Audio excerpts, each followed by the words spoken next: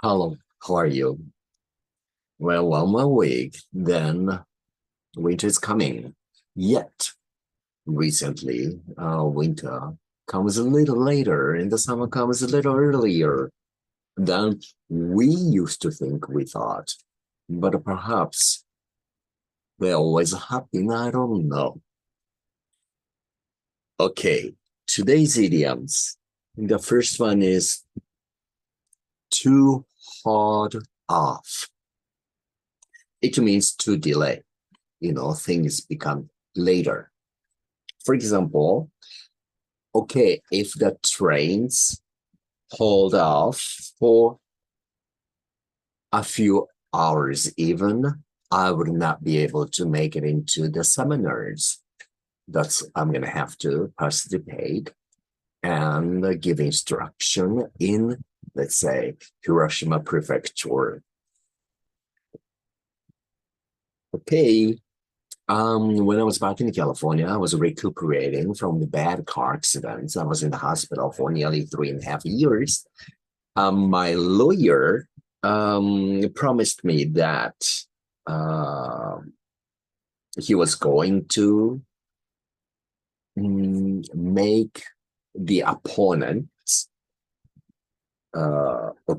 hold off any legal actions against me just because I was still in the hospital and I didn't have any capacity to pay anything that they are claiming for. And I was expecting to win the case. That's my lawyer told me, because I had the case, of course. Okay, but I'm glad those days were over last century. So that's hold off. The next idiom is to hold out. Well, it has two meanings. One is to continue in supply or provide to be sufficient. So it's okay. Keep coming. So you have enough, whatever you need here with you, the supply. Another meaning is to resist, against something. For example, okay, if the supply of weapon hold out from, let's say, the allied countries of Ukraine, those weapons, the supply comes into Ukraine from those members, hold out, okay. Ukraine perhaps will continue to fight against Russia. Isn't that true? Okay. I will stay in Japan as long as my money holds out. That means as long as I have my jobs to make money. But if I lost my jobs, of course, money supply would not hold off. So I will not be able to, hold on too long. Okay, another sentence, for example, I cannot hold out much longer if I lost my jobs here. So that's hold out. There are two different meanings. Hold out means to resist. Of course, many Ukrainians are hold out against Russian troops, right? During the World War II, means the last World War, the French resistant members called Maquis there were resistance, and they hold out against Germans, as much as they could. And of course, many of them were killed, including someone pretty close to me, killed by Germans. And of course, many Jewish brothers and sisters were killed, also forced to do the labors that they shouldn't, even by Germans. So, what was I going to say? Yes, those people who are resistant, against Germans, were saved by, I guess, Americans mainly, I would say. Yes. And another one means, okay, the supply.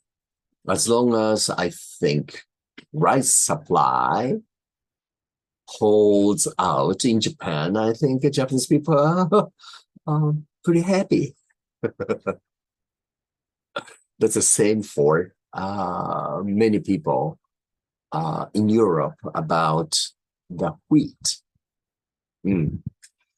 Maybe corn for many Mexicans. Let's see, potatoes for many Central Americans, I guess. All right. Now, today's words. The first one is ban. It means prohibit or forbid something. For example, let's see, Germany has banned all the atomic power plants all over in the country. So now people there have to suffer from the coldness of bitter winter because they don't have enough power, electric power. So instead, they've also started burning coal walls, which, I don't know, produces too much carbon dioxide into the air. So what is better? I don't know. Okay. Another one. Okay. If I had a power to do so, I wanted to ban all those, let's say, swindlers and frauds, who lie and keep, I don't know, producing harmful products and sell them to, line their own pockets. Then at the same time, they force younger generations to learn and follow the SDGs. Oh my goodness. Those people, I would say they are cheaters.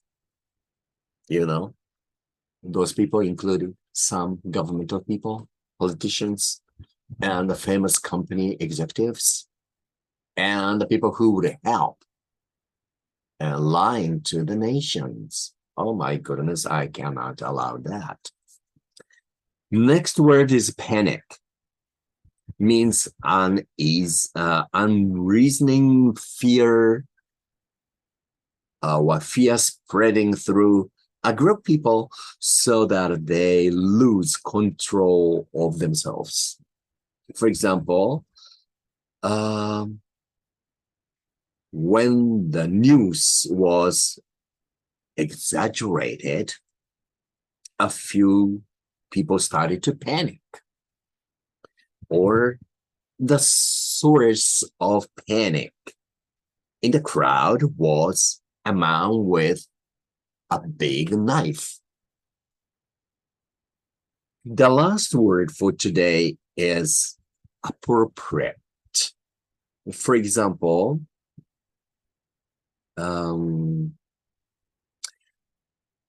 I think it's disgusting to see someone close who doesn't know appropriate table manners when eating.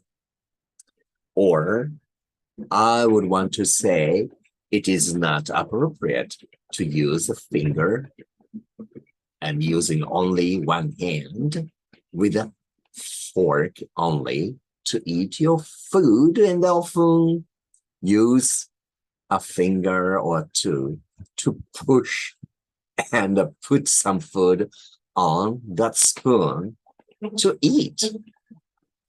It's not an appropriate thing. So I would refuse to eat those kind of people in public restaurants. It is okay in a private house or in a hotel room or something like that, but not in the public restaurants. I would be very embarrassed, and I do not like that. So I cannot tolerate one thing, that is bad table manners. So, and I think we all have one or two which you cannot tolerate. Disgusting, just because they are not appropriate in your culture. I think that's not true. Well, that's all for today. Take care of yourself. Until next time. Bye for now.